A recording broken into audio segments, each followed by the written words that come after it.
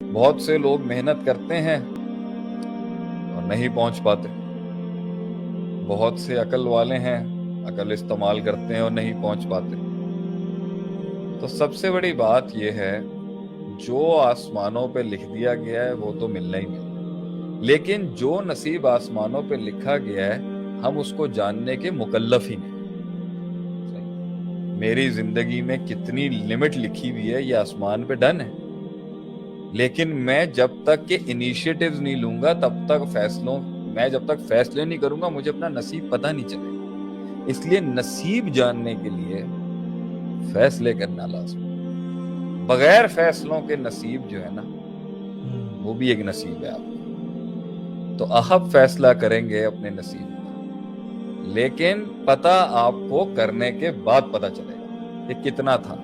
اس لیے ہر انسان کا ہو سکتا ہے بہت زیادہ ہو اور ہو سکتا ہے نہیں ہو. بغیر فیصلوں کے نہیں پتہ چلے گا. It is your decisions that will solve what is written for you. Not before that and after that you'll know. اور اگر وہ نصیب میں کمی آئی ہے تب دیکھا جائے گا کہ گناہ کتنے تھے، ایس او پیز کتنے کمپرومائز کیے گئے، دنیاوی اسٹریٹجیز میں کیا کمی تھی اور میرے میں کیا نقص ہے. جب تک وہ دور نہیں کیا جائے گا اللہ مزید نصیب نہیں کھولے گا. کبھی کبھی کسی کو برباد کرنا ہو تو اللہ دولت اور رزق دے دیتا ہے اس کو. کبھی کبھی کسی کو آباد کرنا ہو تو دولت اور رزق کھینچ لیتا ہے اس سے. کبھی کبھی کسی کو برباد کرنا ہو تو اس کا دولت کھینچ لیتا ہے اس سے.